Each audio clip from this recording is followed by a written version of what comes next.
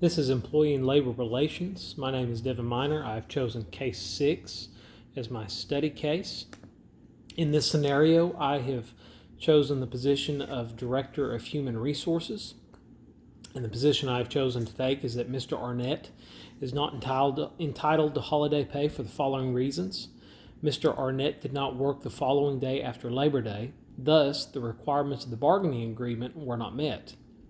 Secondly, Mr. Arnett did not receive permission for the personal day from a shift manager prior to the holiday. The description of the case is that John Arnett was a truck driver for Sega Food Services. His work week consisted of 4 10-hour workdays. Though Arnett did not work on Mondays, he still received a day of holiday pay for the Tuesday after Monday. Arnett called in a personal day Tuesday night at 11 o'clock p.m. for the following Wednesday. This led the company to refuse to pay Arnett for the holiday, and the union subsequently filed a grievance.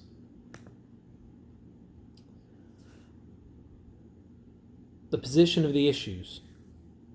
The company's position to not pay Mr. Arnett comes from the bargaining agreement that was agreed upon by the company and the union.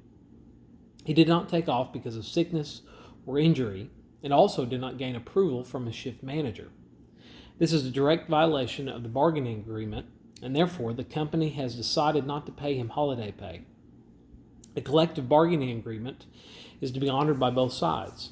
Without it, it can lead to, quote, the persistent association of the decline in collective bargaining with an increase in income inequality. In this scenario, I was presented with question number 1, and my answer to the question is as follows. If I was the Director of Human Resources for Sega Food Services, I would present my case that John is not entitled to his holiday pay by citing the specific violations in the collective bargaining agreement. My role as Director of Human Resources is to manage those who do the work at organizations. Therefore, I would be direct with Mr. Arnett and specific on which areas of the collective bargaining agreement he violated.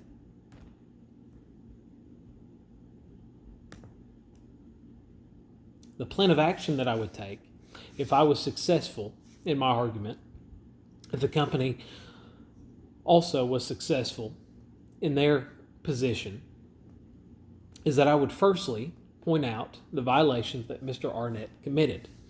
I would make it clear that he violated the collective bargaining agreement and that he would need to face the consequences of that. Along with specifically pointing out Mr. Arnett's violations, I would also be intentional about his employee well-being. As one article states concerning human resource management, while progress in the field is acknowledged, it is claimed that search for a link between HRM and performance has been pursued at the expense of a concern for employee well-being.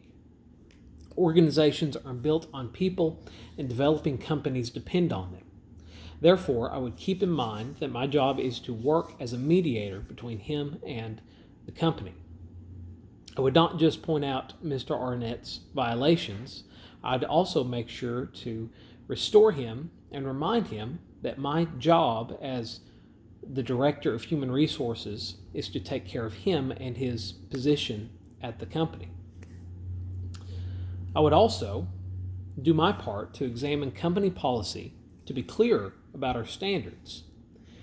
If Mr. Arnett would have known that he would not receive holiday pay, it is possible he would not have taken a personal day.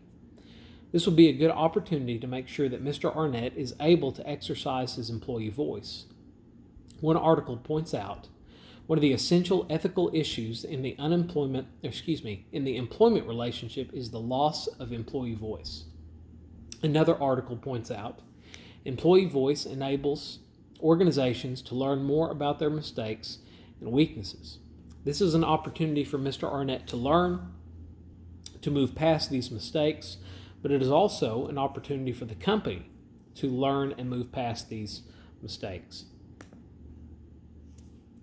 My conclusion to this case and to the position that I've taken is that Mr. Arnett clearly violated the collective bargaining agreement. As stated in my presentation, he was in direct violation in the fact that he did not take off because of injury or because of illness, and he also was not approved by his superior, and because of that he should face the consequences of not receiving holiday pay. Though the union filed a grievance, I believe from the agreement it can be clearly understood and defended why the company refused to pay Mr. Arnett. The purpose of a human resource manager is to work not just for the company and to defend the company, but also to work for the employee and to make sure that they are taken care of as well. As stated in my presentation, as the Director of Human Resources, I would also make it a point to make sure Mr. Arnett is understanding of the company's position and that he also understands that the company is built by employees.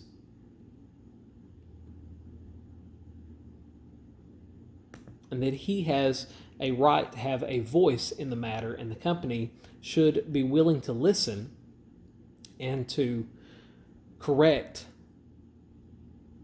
their mistakes as well.